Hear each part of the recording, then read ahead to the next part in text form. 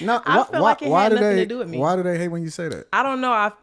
A lot of times, like because I've spoken about this, and every time I say I feel like it has nothing to do with me, they feel like, that's me not taking accountability. That's me like trying to make excuses. But I was not worried because I feel like it had nothing to do with me. So I'm pulling over. So I'm like, okay, regular, routine traffic stop. So as soon as I put the car in park and turn it off, when I tell you, undercover cars start coming from everywhere. I'm talking about, and we're on a back road, so it's like a few houses on this side, and it's nothing but trees and bushes on this side. So I pull over, and I'm talking about Durangos, like Impalas, dog trucks, police cars, unmarked cars. Everything just starts coming from everywhere. So at this point, I know it's not a routine traffic stop.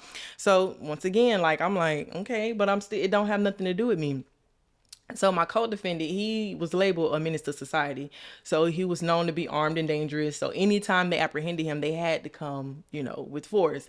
So they come to the car and they got, I'm talking about guns I've never seen before. Like they were so big and they just got them trained on every angle of the car. Like you got one person, they got the gun that's like, tell Jesus I said hey. And then you got the other person with a gun that says, if you move, I'll flinch. Like it's so many. And I'm just like, so they come to the passenger side and they get him out the car and they immediately arrest him.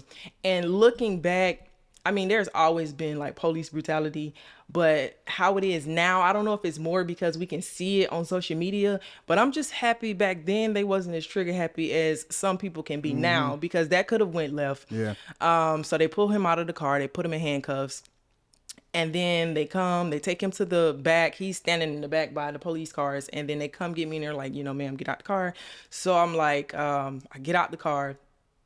And then they got the K9 dog. So they walk him around the car a few times. So the K9, nothing happened. He didn't alert. He didn't do anything. So like after like the third or fourth time, they walked him around. When the officer got him to the driver's side, like by my tire, he kneed him into the car. And the dog made a sound because you need him. So that was their positive alert, because the dog didn't give a positive alert at first until the officer need him. And that was their probable cause to search the car. And then of course they searched the car and they found what they found. What did they find? They found cocaine. How much of it? I'd rather not say. That's cool. I'm with that. Well, I mean, because I didn't know, and I kind of asked the questions, and whatever you're not comfortable with, you just let me know. And I told you that prior to. You did. Okay, so all right, You cool. did. So you get arrested then. So what's happening with him, and what's happening with you? Because you said that they arrested him, but did they also arrest you, or did they just have you sitting to the side? No, at first they didn't arrest me. They just had me standing out to the front. The officers just like, making small talk. And after they found the drugs in the car, they arrested me. They put me in handcuffs, and then they put us in the back seat together. Now, when they put us in the back seat together, like he was trying to like talk to me, and he was like, hey, and I'm like, I don't know, like. Why was he talking in the car? That's what I'm like. No, like don't talk. Now I ain't been sitting in too many police cars, but I know enough to know that there's a camera right there and there's a microphone. Like, so why would they just sit y'all next? Come on. Exactly. So he's like trying to talk to me, and I'm like, I was like, be quiet. So he's steady trying to like lean over and whisper. It don't matter how much whispering you do, they can hear you. So I'm like, listen, I was like, stop talking. Like, do not talk to me. And they ended up taking us to the county. He went one way because he's a male, and I went the other. Dang. So you get to the county, and do they give you a phone call? Do they just lock you up? And Yeah, just they wait? give you a phone call. And so you call your mom? I called my mom. And what'd she say? And she was like, Java, she was so mad. She was like, what the hell? She's like, I told you, Jave. And it's like, this is not the time that I want to hear that. I told you. Yeah. Like, lady, come get me. Like, I am in the county. Come get me. And she's like, I told you. She was like, I'm coming. So I called my mama. And then was she able to get you? She wasn't able to get you out immediately though, was she? I ended up getting bonded out the next day. So I sat in the county jail about 26 to 28 hours. Mm-hmm. And he didn't get bonded out because he was labeled a menace to society. Not because he was labeled a menace, but because he was already on probation. So with a VOP, you can't bond out on a VOP. You have to sit there and deal with that charge. What is a VOP? That's a violation of probation. Got you. Even if it's a technical, it doesn't matter. Like how I have a curfew. So if I'm not home by my curfew and I get that's a technical violation. That's a VOP. So I would have to sit in the county until they decide what they want to do with me. You can't bond out on a violation of probation. Yeah. Okay, so you get home, and what are you thinking? What's going through your mind? Are you scared? Are you like what are you thinking at that particular time? So because you wasn't scared when they initially pulled you over. Because they ain't have nothing to do with me. Like, I don't sell drugs. Like, I don't have no money to buy drugs. Like, I don't know who to call to get drugs. Like, I don't know who to sell them to. So it has nothing to do with me. But when I was in the county jail, so I got booked in. You know, they take your fingerprints, all that good stuff, take your mugshot. So when I go upstairs, in the middle of the night, they call for me to come out. So I'm like, you know, like, what's going on? First, I thought my mama was bonding me out. I'm like, you know, that was fast. So I go downstairs and then I'm in handcuffs. They got me handcuffed in the front and then they take me into this little room.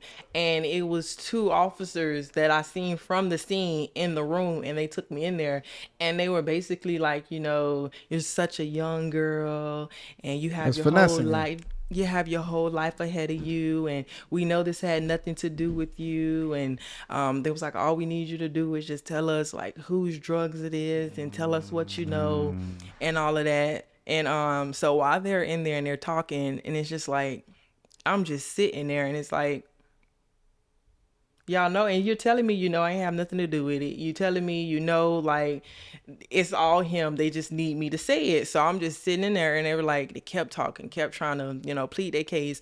And I sat there, we were sitting in silence for so long. And then I was like, I'm ready to go back upstairs. Man, you ain't even say nothing. Just chilling. And they kept trying to, you know, it's like, you a young girl, you know, and I was like, I'm ready to go back upstairs. And then they like flipped the script and they was like, the same boat he on, they was like, we're going to put you on the same boat and we're going to sink you. It was like, if you don't help us, if you help us, you can go home now. Like no charges to be processed. Like you'll go home scot-free.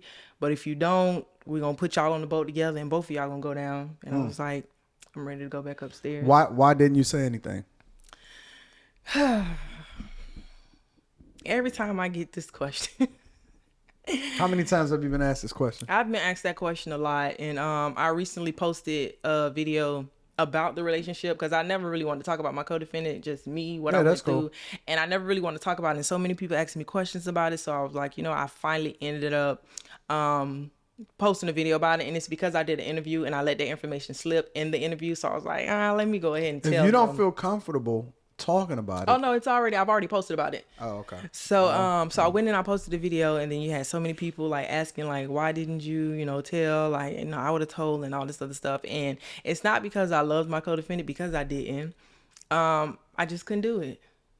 Just based off of your own. I just couldn't do it. And like, I'm a firm believer in no matter what you do, you need to be able to lay down with you at night and you need to be able to look yourself in the mirror.